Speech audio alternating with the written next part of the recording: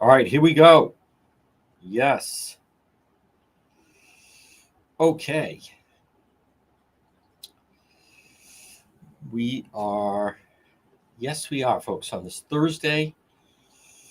Yes, we are live. Let me check. I think the sound should be fine. The sound sounds good to me. Yep. Nice and clear. Nice and clear, as a matter of fact. Yes. Yep. And we have attorney Stephanie Murphy coming up. No one can deny that. No one can deny that we have attorney Stephanie Murphy coming up. Not that anyone's trying to deny that, by the way. I should mention that. Yep. There's the sound on X. Sounds very clear to me. No. Good point. All right, now let me check, of course, the big one, YouTube, but I believe we are good to go. Some good stories in the news tonight. Today. This afternoon. Now, we will be out tonight. Road Patrol Live. Don't forget, tomorrow, we're going to be riding with Westerly Police. Westerly Police tomorrow night. But we will be live tonight for, yes, for subscriber only. We've had to move to subscriber only. There's Debbie. Yes, good afternoon, Leafy. There we go. Yes. All right. Now I think it sounds very clear to me on our YouTube channel.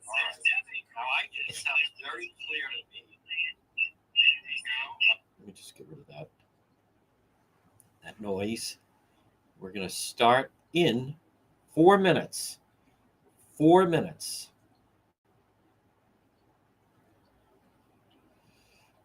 And we're good to go. Okay.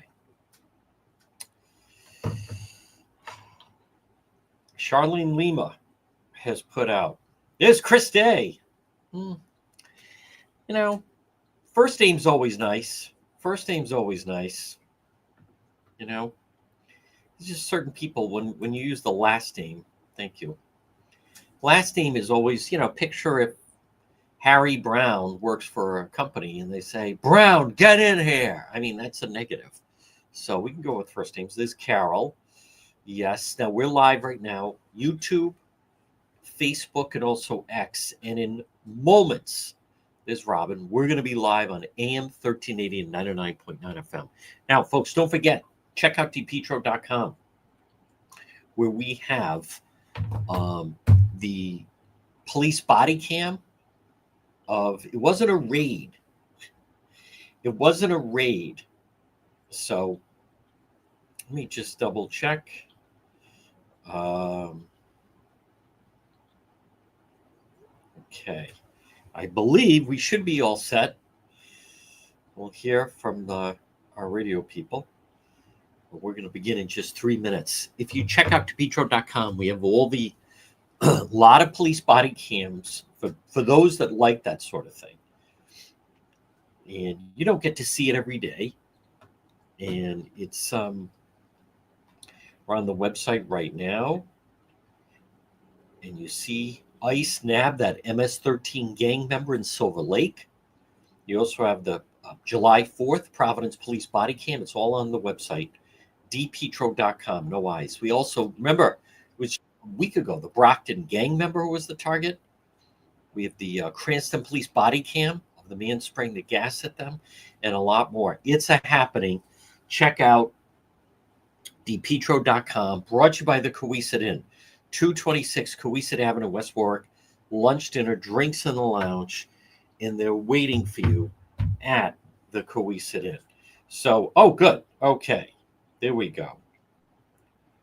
Great news. Okay, and we're live in 2 minutes.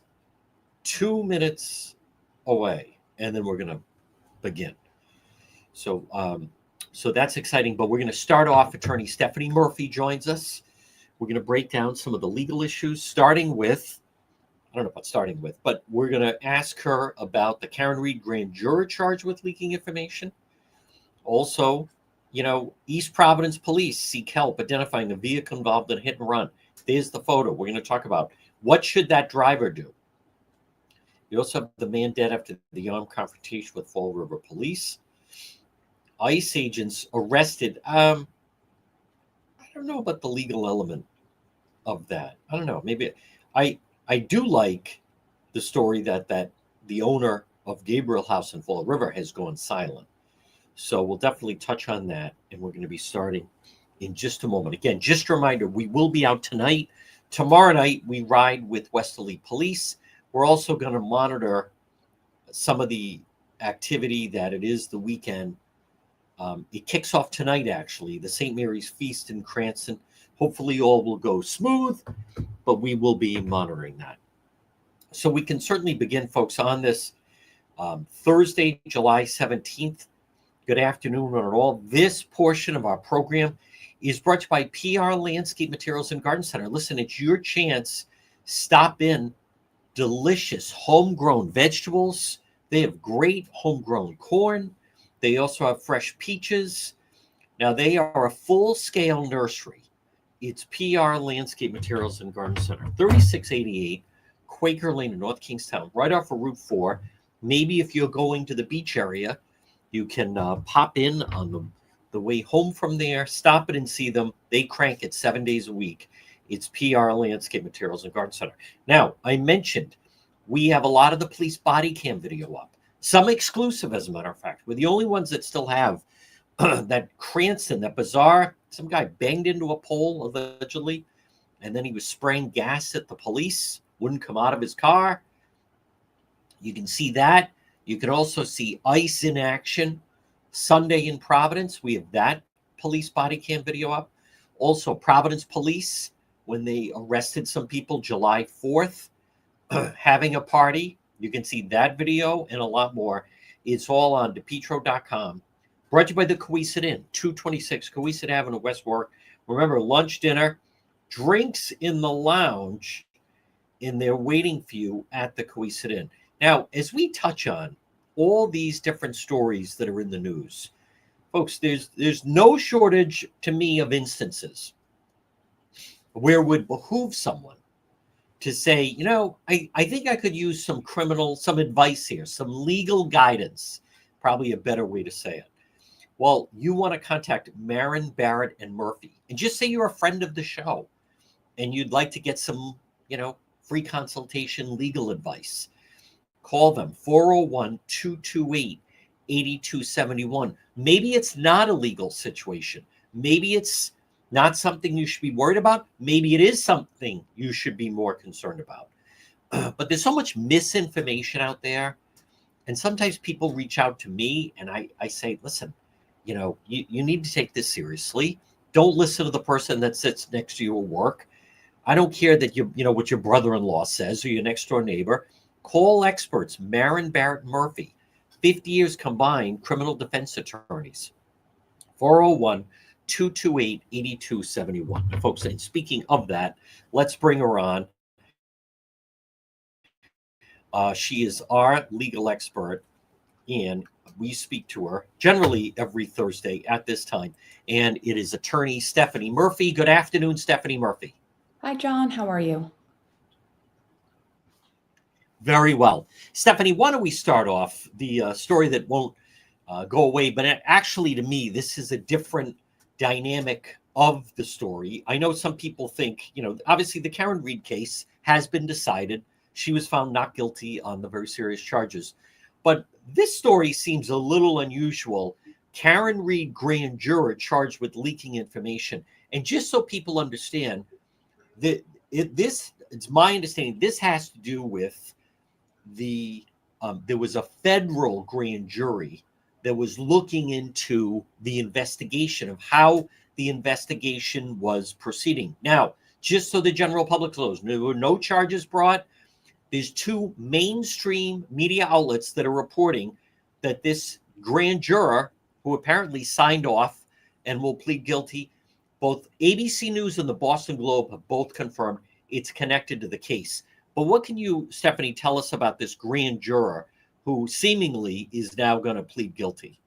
So you're right, John. This is connected to a federal investigation in regards to the investigation that happened in the Karen Read and not the criminal trial that was held before. So the two different things. A grand jury typically meets in terms of before charges are brought to determine whether or not a charge or an indictment will get filed against somebody.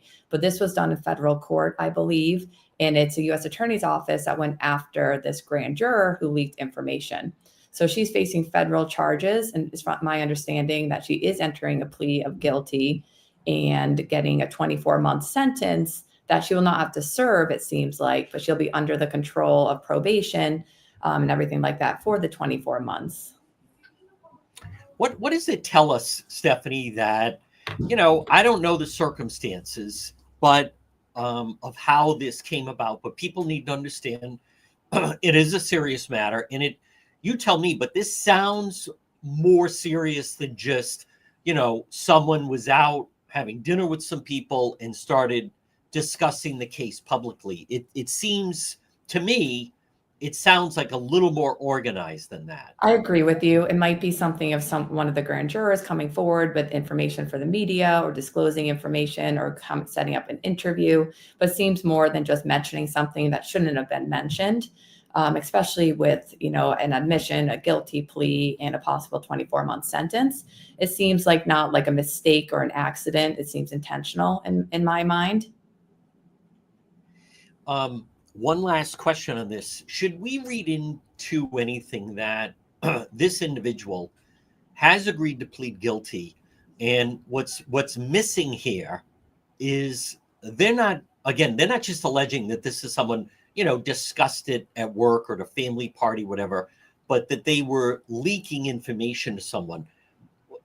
Is there another shoe that would drop here should they learn? And again, this is just a hypothetical, but what are the rules if, in fact, let's just say an attorney, an officer of the court, if they were receiving the information? Well, then that could definitely be a problem for an attorney or something like that if they didn't report it. But we also don't know how this grand juror got caught. So she could have been caught by, saying something or reporting this to an attorney, and then the attorney, maybe doing the right thing and informing what they found out and stuff like that. So we don't really know how this came about. It'll be interesting to know. And sometimes, typically, it doesn't say in the articles I read, but there could be a cooperation agreement also with the government. And we don't know anything about that. I don't know if it is in this case, so I don't want to speculate. But sometimes somebody will go and enter a plea and also have a duty to cooperate with the government in terms of how they got knowledge, who they leaked it to. So sometimes there's more charges to come, or maybe ethical, complaints filed against somebody, or this could just be the end of it. And they're just, announcing this now to let them know that they were investigated, that somebody was possibly charged, and it's over. Or it could be the start of, some further investigation with cooperation.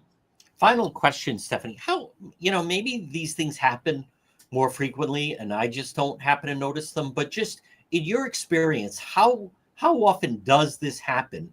Where, this is, it's not just Providence County, Kent County, Norfolk County. This is the feds. They're going after someone who sat on a grand jury, and they're alleging, and by the way, this is someone who seemingly signed off that they're going to enter a guilty plea, that they were leaking information from that grand jury to someone. How often does something like that happen? You really don't hear about leaking information too often. How I hear about it is possibly leaking information in terms of maybe a defendant getting the heads up that there's a secret indictment, something like that I see more often. But I think in the high profile cases, there is, there has to be some sense of privacy and stuff like that, especially if nothing came of the investigation or the grand jury. Typically they're under seal and people can't talk about it. And it's a serious crime to disobey that. So I typically see it more in leaking information or names and helping maybe possibly a co-defendant or somebody get out of trouble. But this seems that is more leaking information for maybe the benefit of the person who leaked it. That's an excellent point you mentioned, because what comes to mind is when Whitey Bulger, Steve Flemmi, this is the mid-90s, when they finally, got into trouble. Bulger was out of town and learned, they learned through various sources that indictments were coming down, that the grand jury had returned, their findings, and that indictments were coming down. So Bulger got tipped off. He did not come back to Boston. Steve Flemmi was in Boston. The next Right. story, That's Stephanie. that's a huge Go concern, ahead. though, in terms of secret indictments and stuff like that. They're secret for a reason. The grand juries are secret for a reason, and that's a huge thing that the government has to watch out and police if that's not being taken seriously. So I understand their position. I know this wasn't that sort of case, but it definitely Right. shows that the government will follow up with leaking of information on all sorts of cases. And one last question people need to realize. You tell me, but it's been my experience that the feds, so to speak, that they operate differently. They generally don't bring a case unless they have it locked up. I've been told, over the years covering different cases, that sometimes by local police that say, my God, we absolutely would have brought charges if we had that type of evidence, but it seemingly they have a higher bar and they kind of don't, dip into the pool unless they're very confident that they could get a conviction. So yeah, we all practice at my firm criminal and state court and federal court. And if there's an indictment filed or you or an agent's calling you with information to have your client come in and talk, I'm always shocked at the amount of information they have on your client or in a case and the strength of their evidence. It's definitely very, a lot of different evidence that there's a huge hurdle to overcome as a defense in terms of fighting those cases. I also think that's why more federal cases don't go to trial is Right. because the evidence is kind of overwhelming. In state court, they bring charges and more cases go to trial. There's more cases, but definitely in the federal system. Also, the federal government also has the option of turning it back over to the state and charging under state court too. So a lot of times you see the feds passing on a certain charge, and then its charges are filed in state court. So it's interesting dynamic, but you're definitely right, John. Yeah, there's that scene in The Wolf of Wall Street where they bring in Leonardo DiCaprio, who's, Jordan, and they're explaining, they say Grenada, which is when the United States invaded Grenada. It was basically, you're just totally overwhelmed. Now, Stephanie, these Providence police seek the help of the public, and there's a vehicle. They say seek help identifying vehicle involved in hit and run. And what I think of is right now, there is somebody sitting out there and they're like, oh my God, that's my car. And for whatever reason, their plan could be, okay, we're going to leave it in the garage. We're not going to drive. We're only going to drive at night, whatever it is. Let's say if you're speaking to the owner of that vehicle, East Providence Police seek help identifying the vehicle, and there it is involved in a hit and run. What would be your advice to the driver or the owner of that vehicle? My advice would be to hire us and let us call the police department and Right. talk to them for you. We won't give an incriminating statement. It can't be used against you, but find out, what information they have, is there a warrant out, what the charges are, find out that information. But with today's technology, as we always talk about, eventually the car is going to be found or it's going to be tracked down to an address. And you also don't want your mom or your sister or someone getting falsely arrested because they think that they were driving the vehicle or the vehicle is found in their possession. My advice is contact an attorney, speak with us, let us decide, the best course of action. But I think typically I would say, have us call the police department, arrange a time for you to come in and give a statement, whether you think it wasn't your car involved in the accident, if it was a mistake that you didn't know there was an accident that occurred. There's a lot of different things that go into a hit and run accident. And I just think it's so much better to go in on your own terms than to be picked up on an arrest warrant or for a family member driving the vehicle or associated with the vehicle to get picked up. You wouldn't want that happening to your child or a grandparent or an uncle or an aunt. Our next story, man dead after armed confrontation with Fall River police. Now, last week we talked about, it was right in Cranston and Warwick Avenue, where there was a peaceful end to an armed standoff. This went down seemingly, Stephanie, a lot faster. And, it's after 1 o'clock in the morning, police get a report. Someone's having some kind of episode. They have they have a weapon. And then by 3:30, the police enter and seemingly, according to the reports, the person begins, firing at the police. And now you have someone who's deceased after this confrontation with police. If you don't mind, just touch on, what someone either that was with the person or what that person should have done in hindsight. What would you have advised if, let's just say, this man reached out to you at that time of the night? Yeah, I mean, as we talked about last week, you never know how these cases are going to go. The best case scenario is what we talked about last week, that nobody was hurt. But this scenario was completely different. So if somebody had called me during this kind of standoff or during the time that somebody reported having a gun, I mean, my advice is to be in communication with the police. Drop your weapon, go out, you decide, wait for the police with your hands up with no weapons. That's always the best way to approach than hiding in your house and the police not knowing if someone's hurt or injured or taken hostage.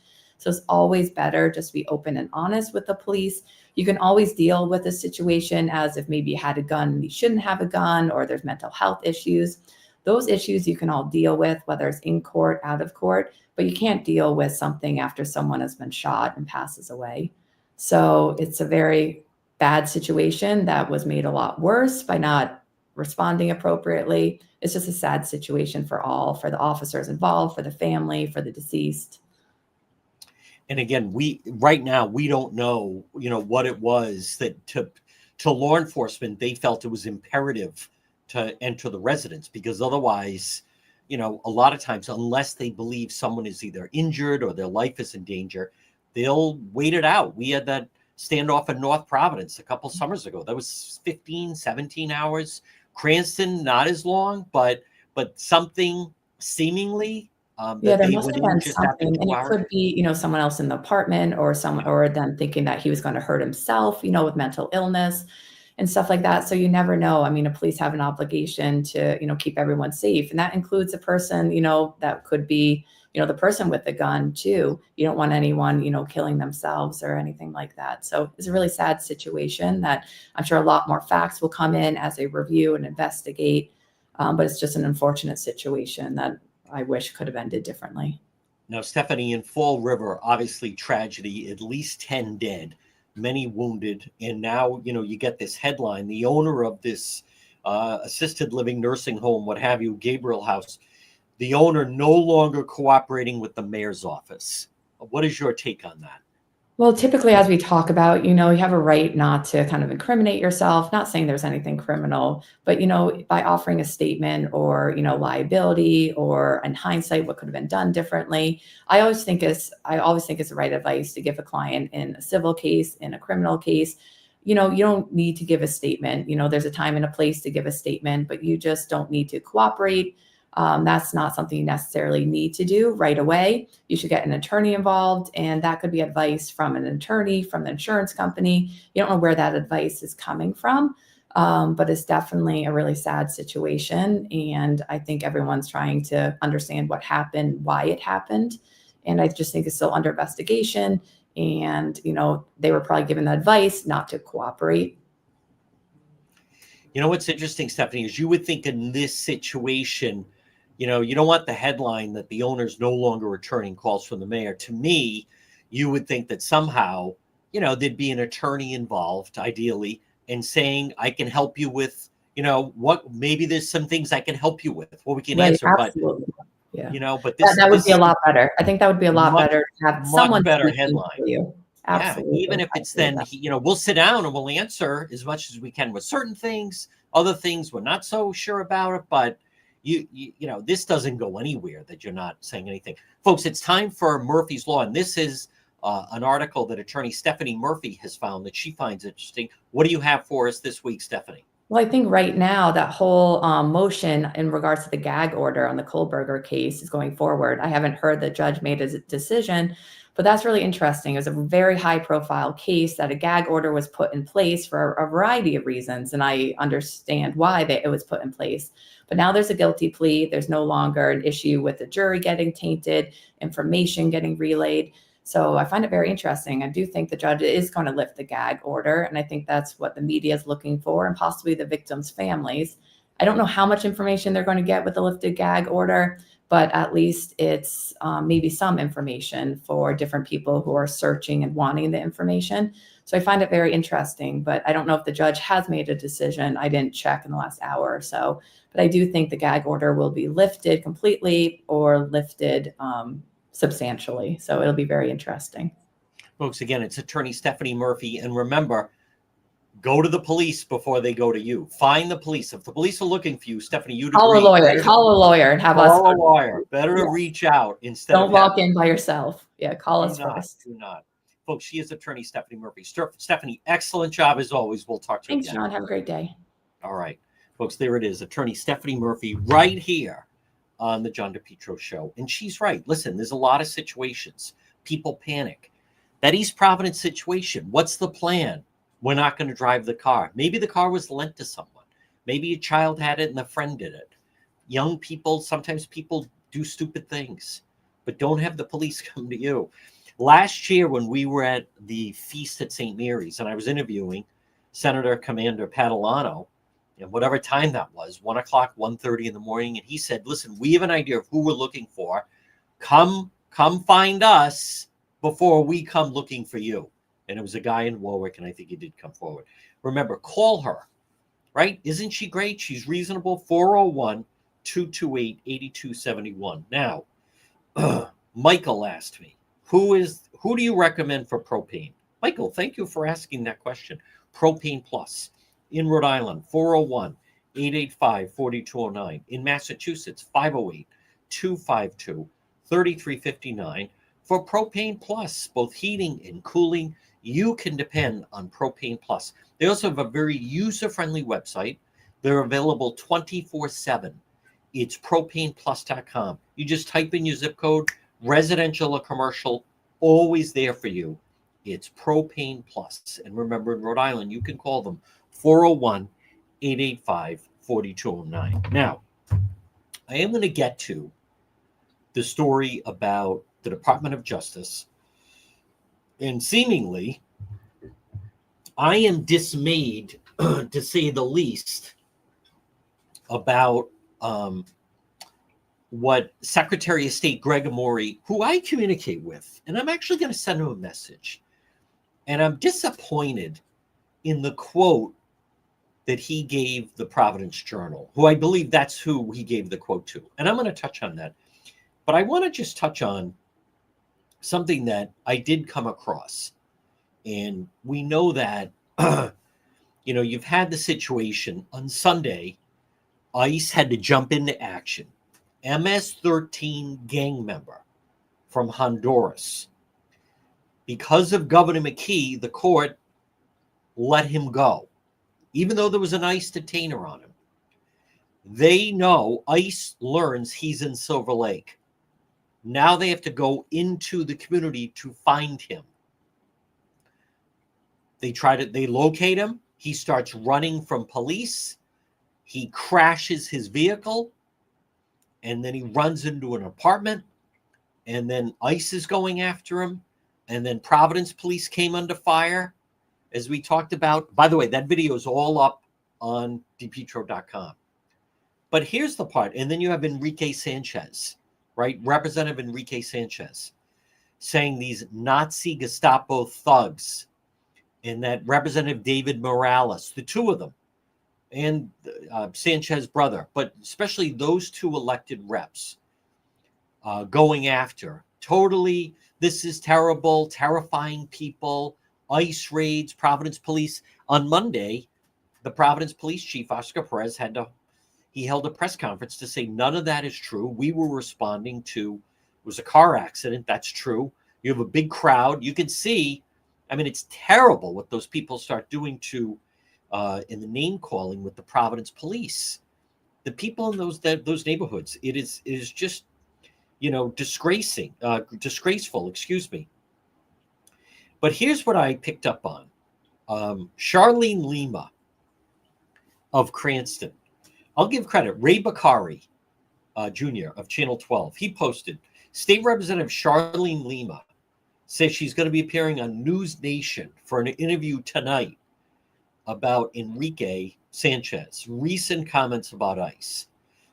So this is what she says. Now, I saw what she posted online, and then I actually responded to it. But this is what he has. Representative Lima announced she's going to be appearing. I'm not even familiar with this show. Leland Vidatier, I'm not sure. But listen to her statement. This is Charlene Lima. I was asked to give my thoughts on the recent comments comparing ICE to Nazis in Providence. As you know, I've never been afraid to speak my mind. That's what I plan to do tonight. I do not agree with Sanchez's characterization of ICE as Nazi thugs. And I think in retrospect, Sanchez may have wished he had chosen different words. She then goes back to, in any event, I will answer any questions about this evening, truthful, forthright manner, common sense views of my district. Now, here's my problem with Charlene Lima. So I went to her X account and she posted, here's what she posted. Tonight, I'll be on News Nation.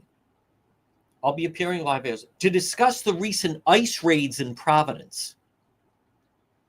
Well, I know she's stuck on this whole thing. I'm going to answer truthfully, and people know I speak my mind. Why don't we start with accurately, Rep Lima? And I know her, but why don't we start with accurately?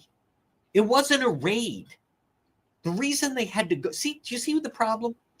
I will speak openly and honestly and truthfully about the ICE raid. It wasn't a raid. If he had been held at court the way he should have been, then they wouldn't have had to go into the Silver Lake neighborhood to get him. That's number one. Stop saying it's a raid. This is the same person. I will speak truthfully and speak my mind. How about accurately? How about accurately? It wasn't an ICE raid.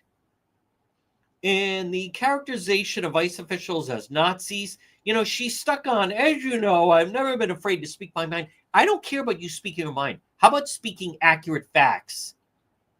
It wasn't a raid. They were going after one guy. He ran into the house. This is who's gonna be on News Nation. I will be answering questions, truthful and forthright. She's like stuck on this. How about accurately? The common sense views of my district and the majority of Rhode Islanders. She does not speak for the majority of Rhode Islanders. Let me see what else she has. I will be, good God. Not only that, I have a problem with her line of, I think in retrospect, he may have chosen his words differently. Well, that's also inaccurate. Because Fox News was reporting how, if you check what he posts, he has doubled down. He continues to call them Nazi Gestapo thugs.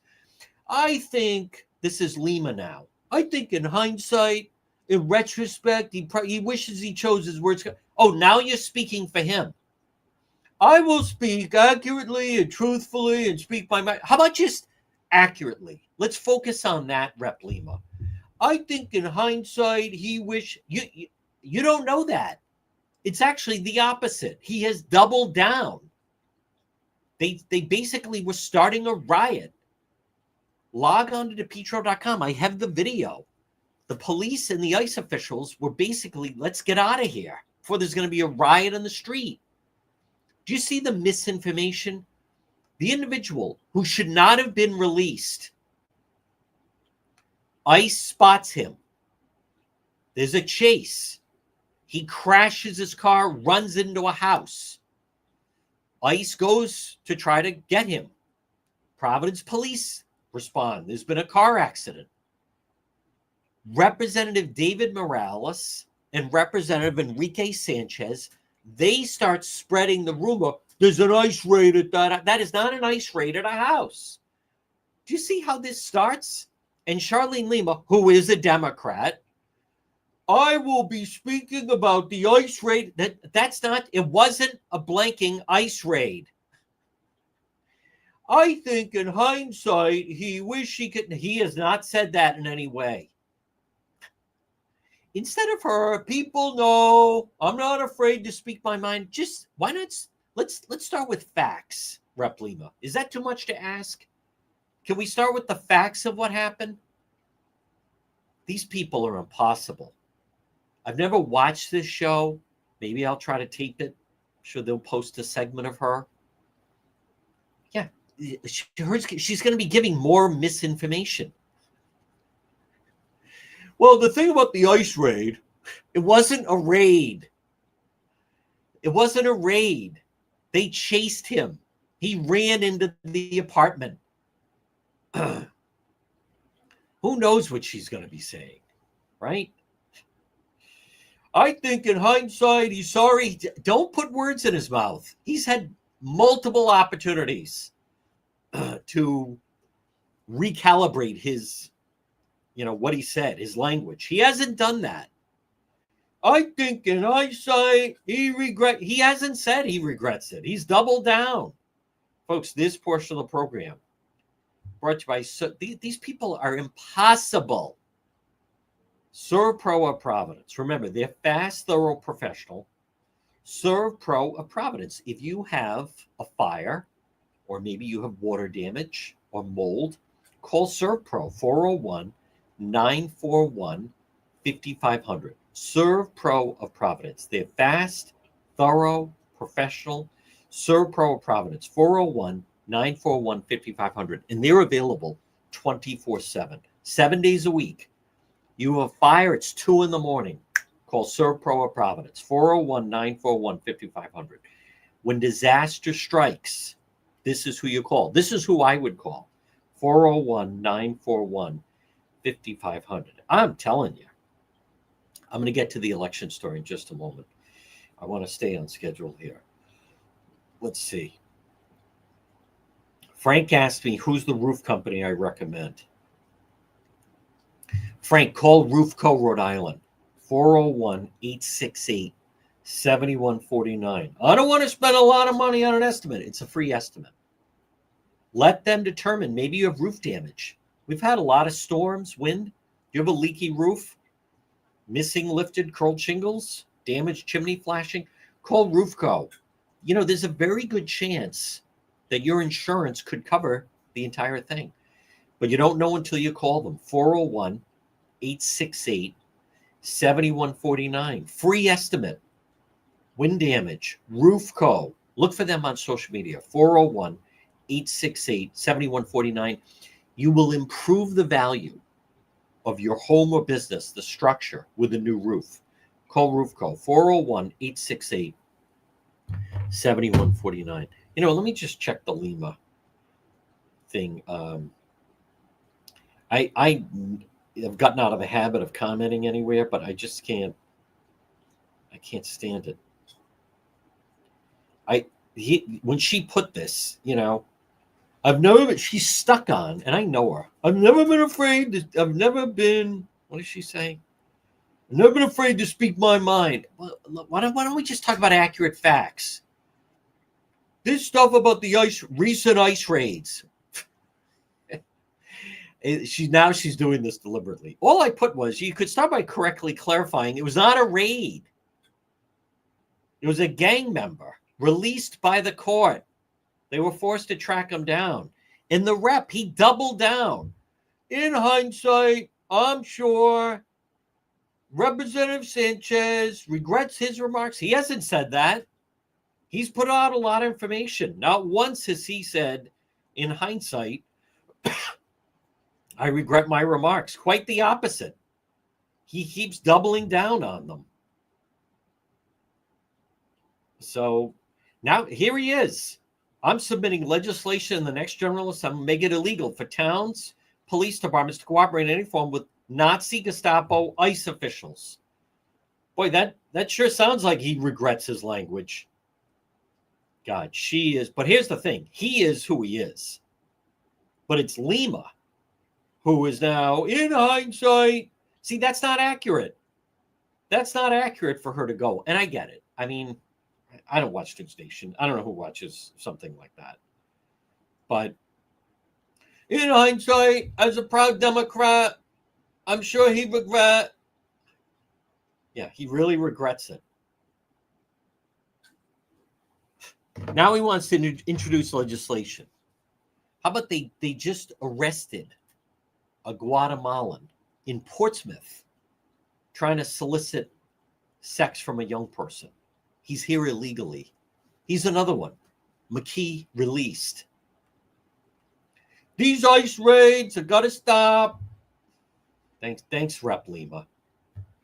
Talk about English as a second language. Jesus. She's having a competition with Eileen Violet as far as the Rhode Island accent. I think I speak my mind. Wait, just speak accurately. We don't care about you speaking your mind. Just speak accurately. That's all you have to do. It's really not that complicated. Just repeat what you know instead of fabricating things. Recent ice raids. What recent ice raids? I'm going to be talking about how ICE has been getting in accidents. They were chasing him and he crashed his vehicle. He could have hit someone. He was going at a high rate of speed. Crashed in the neighborhood. In hindsight, I think the rep show me evidence he regrets calling them Gestapo Nazis, because I can't find any. What are you, a mind reader now? What are you, Ladybug? Folks, should be a glorious day on national TV. Thank God no one really watches News Nation, by the way. And they don't. I know some people that work there. I mean, they don't. Folks, this portion of the program brought to you by Arch Design Builders. Call them today, 401-207-4124. Maybe are you thinking of redoing your kitchen or bathroom, or maybe redo your basement or a deck? Arch Design Builders. Call them 401-207-4124.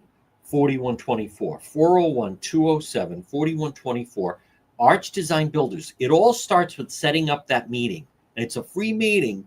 Free meetings, not to a meeting, free meeting. Arch Design Builders. You're going to love Ed and Roxanne. Wait do you see what the magic they're going to create. Your home or business. But it all starts with that meeting. You're going to love them. 401-218-9707. Now, the power of prayer. The power of prayer. What am I talking about? Let me find the story and I did share this on our Facebook page, where you have, and I really don't like, I have a problem with the comments of, he is Secretary of State Greg Amore. And President Trump, this is the Providence Journal, what's left of it. The Trump's Department of Justice requested a meeting to ask about voter list maintenance and removing voters from the Rhode Island lists. They have my attention. Kathy Gregg with the story. The U.S. Department of Justice, the DOJ, has launched a multi-pronged effort to gather information on voter rolls in Rhode Island ahead of the midterms next year, right? So that's November 26th. Secretary of State's office. Executive order implementation. Protecting the integrity of American elections. DOJ's Paul Hayden, Scott Larangi requested a meeting discuss information sharing agreement with Rhode Island. Sounds good to me so far. They're seeking information, among other things. Ready for this? Individuals who have registered to vote or have voted in your state despite being ineligible to vote, who may have committed other forms of election fraud, who may have provided false information to state authorities, or who may have otherwise engaged in unlawful conduct relevant to the election process. Folks, if you're on the up and up and you get this email, you say, fantastic, right? If the chosen one, if I was Secretary of State, I would say, I am looking for any cooperation to get people off of our voter rolls who are ineligible to vote, who have committed other forms of election fraud, or who have provided false information. I am 100% on board with any assistance that you can give us to get these people out of here so we can have legitimate elections. With your cooperation, we plan to use this information and enforce federal election laws and protect the integrity of federal elections. Seth Magaziner, Gabe Amo, they're both up for re-election next year. Senator Reed's up for re-election. Not that he should be worried. But you also have the statewide elections. Governor McKee, right? Sabina Matos, Lieutenant Governor. Secretary of State Greg Amore, Attorney General, General Treasurer. Now we get to Secretary of State Greg Amore, who I do communicate with, and I'm going to send him a message. I'm not naive, but I'm wildly disappointed in his response. He says, well, there's nothing to comply to. It's just a request for a meeting. At this point, we've not agreed to a meeting. Why would you not agree to a meeting? Hold on. Here's where it gets worse. This is a highly unusual request, as the states are constitutionally empowered to manage all aspects of elections that are not mandated by federal law. Here we go. And I can't believe I'm reading this. And the Rhode Island Republican Party should be all over this. This is Secretary of State Greg Amore. You pay a salary. I pay a salary. It appears there's a continued attempt to promote the false claim that the 2020 election was stolen and to undermine confidence in our elections. Pretty consistent playbook from the Trump people, said Secretary of State of Rhode Island Greg Amore. You know, that is so insulting. That is so condescending. False claim it was stolen, undermine confidence. Let me be the first one. I have no confidence in our elections. Folks, I talk about it every single week with Justin Katz in our segment Politics This Week. We have a mail ballot problem. Our mail ballots are unregulated. There's no chain of custody. It's the wild, wild west. One person can go out and collect 1,000 mail ballots. One person could collect 10,000 mail ballots. And there's no notarization on it. There's no one actively checking it. Let's go back to 2022. I want to be very clear, and I'll say this to Secretary of State Greg Amore. I have no confidence in our elections, and it has nothing to do with the Trump administration. It has to do with what took place in 2022, the last election cycle. As I also talked about, I have no idea why the Rhode Island Republican Party is so quiet. Up at the State House, and I know that House Minority Leader Mike Chippendale, they don't like when I complain about it. I know that Senate Minority Leader Day Cruz, they don't like it. Folks, do you understand they had a golden opportunity with the Sabina Matos signature scandal to call for real change, to call for accountability? They were silent. They didn't do anything. This is crazy. Thank God the Trump administration. Do you understand, as I've talked about, and I keep bringing it up, I have no idea why they're quiet on it. This is all they should be talking about. We don't have legitimate elections. In 2022, Governor McKee supposedly got 25,000 mail ballots and ran up the score against Ashley Kalus. But the real story was in the primary. He lost day of voting to Helena Foulkes. He did. But what pushed him over the top? Mail ballots. 3,000 mail ballots, more than her. That's why he won the primary. Alan Fung won day of voting against Seth Magaziner. But when it came to mail ballots, Fung had 4,000. Magaziner had 14,000 mail ballots. Ludicrous. Lieutenant governor race, Aaron Gukian. He beat Matos in the city of Warwick. He won day of voting. Aaron Gukian won day of voting, but she blew him out with the mail ballots because she was on the list of McKee and Magaziner and grabbing them. So I want to be very clear. On the one hand, I am encouraged. They should cut federal aid. If you're not going to comply and have legitimate elections, then you're not getting any federal aid. The only thing this crowd, the den of thieves, the only thing at the State House that they understand is if you threaten to take the money away. I want to repeat, it's the only thing they understand.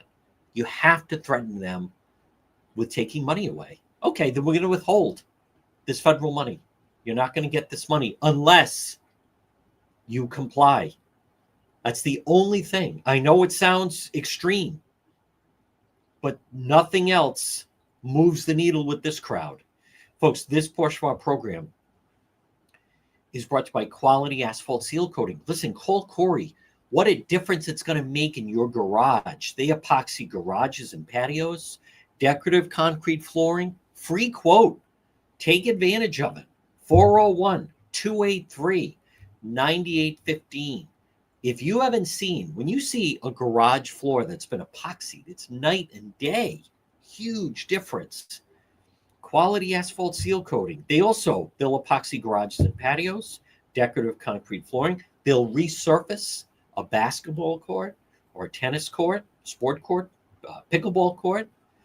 They'll make your parking lot with the line striping look brand new. Call Corey, free estimate. But if you want to do a simple project that's going to improve the value of your home, your property, get your garage floor epoxied. Makes a huge difference.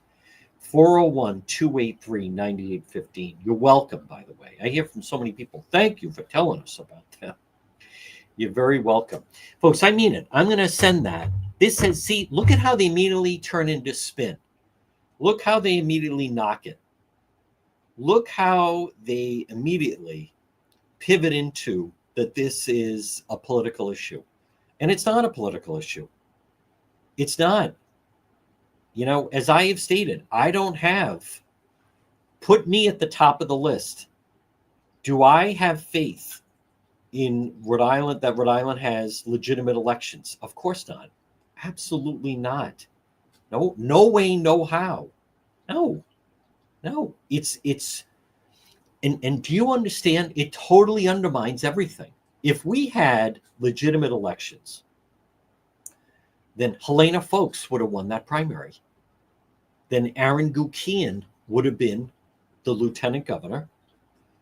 And also, as far as the candidate race, as far as Congress, you would have had Alan Fung. Do you realize how much it could have changed things if Alan Fung, if Rhode Island had a Republican congressman? Think of everything that's going on right now. It would be just, fantastic if we had something like that. But we don't, because they insist on not having legitimate elections. And as the Secretary of State, it's okay. We should expect more than just he pivots into, this is they're trying to redo the 20. That's not about that. Has nothing to do with the 2020 election. Nothing to do with it, as a matter of fact. This is about having legitimate elections. And by the way, why do you think, as I've talked about, why would Rhode Island Governor Dan McKee, what would lead him to believe that he could get 51% of the vote? 51% of the vote if he has a 19% approval rating, mail ballots. With the unions, with organized labor, make no mistake about that, but it all has to do with that. That's what it's all tied into. Because otherwise, a normal race, you would not think, how are you going to go from 19 to 51? You need 51 to win, unless it's, there's more candidates in the race. Chafee won with 36%. But if you have just a head-to-head, what would lead him to believe he's going to win 51 to 49 when he's at a 19% approval rating? Mail ballots. That's how bad it is, as a matter of fact, to me. How bad it is and that has nothing to do, has zero to do, anything to do with the 2020 election. Nope. Anything to do with the 2020 election. What this has to do with is, to me, 2022, not the 2020 presidential election. It's not about that. This question has nothing to do with President Trump of 2020. This, to me, has to do with they demonstrated how they can manipulate the vote, because that's what it is. They're manipulating the vote with all of these mail ballots. And I don't see anyone stepping up to try to stop it. So where does that leave us? I recognize this past spring, a lot of people were engaged. And I understand, and with good reason, a lot of people were very engaged with the gun bills, right? The gun bills at the Rhode Island State House. And I know the Republican lawmakers, they were all in on that. And I'm not saying it's not important, but here's my thought for you on this Thursday, July 17th. What is the point? All these different people talk about running. What is the point if you don't have legitimate elections? Now, I'm very hopeful that the Trump administration, think of that. President Trump, I mean, he knows he did better in Rhode Island. He did do better in Rhode Island. He did do better in Rhode Island, in Massachusetts, as a matter of fact, but certainly Rhode Island. Why shouldn't we have legitimate elections? Why, when the Trump administration, when they're trying to help, aid, clean up our voter rolls, why are they met with hostility? Keep in mind, Governor McKee and Secretary of State Greg Amore, they're united. They're both on the same page. What I don't like is this isn't leadership. They should be, we would love the help. Anything that they could do to help us straighten out our voter rolls and election system, we're all for it. Why the hostility? Why do they throw down the gauntlet? Why do they, immediately announce that they're basically not going to be cooperative? Why would you not be cooperative? Right? This is like an audit. This is like an audit to do the books. I remember the summer of 2017 when they attempted to do the same thing. And Nellie Gorbea, in the dead of night, in the summertime, pulled a fast one and removed birthdays from the voter rolls to make it harder. Folks, you have to ask yourself, number one, why do they do that? Right? It's like someone that's trying to cover up an audit. Let's do an audit. Let's do an audit. If everything is on the up and up, then you should have nothing to fear. Unless you have people on those voter rolls that shouldn't be there. Unless you have people committing fraud. What are they afraid of? What are the Democrat state officials afraid of? Folks, this portion of our program brought to you by J. Perry Paving. Remember, call them today. Free estimate, any project, 401-732-1730. I received a nice email from Paula saying that her son is a veteran and they would like to get his driveway paved and heard me mention a company that has a special package for veterans. Yes, Paula, first of all, tell your son thank you for his service. The company is letter J, J. Perry Paving. And you can call them and request a quote at 401-732-1730. 401-732-1730, letter J, J. Perry Paving. And remember, if you're listing right now, you don't have to be a veteran, but they have a special package for veterans. But call them, request a quote. Maybe one of your neighbors also wants to get the driveway paved. Maybe another. Now you're talking about 3 driveways, maybe 2, 4, whatever. 401-732-1730, letter J. It's J. Perry Paving. So, folks, just to recap, now we will be out tonight, Road Patrol Live. Tomorrow night, we ride with the Westerly Police. The plan, obviously subject to change for the weekend, would be we'll monitor, Cranston's going to have a lot of people coming in with this St. Mary's Feast. Cranston police want to make sure they don't have any nonsense or any violence at this feast.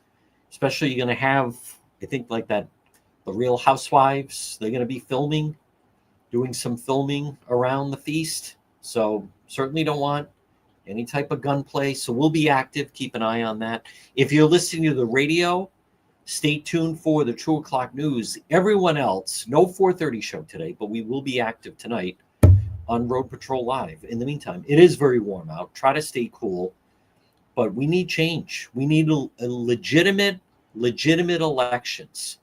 I'm glad that Washington is sending a message. All right. Enjoy this Thursday. Stay tuned for the 2 o'clock news.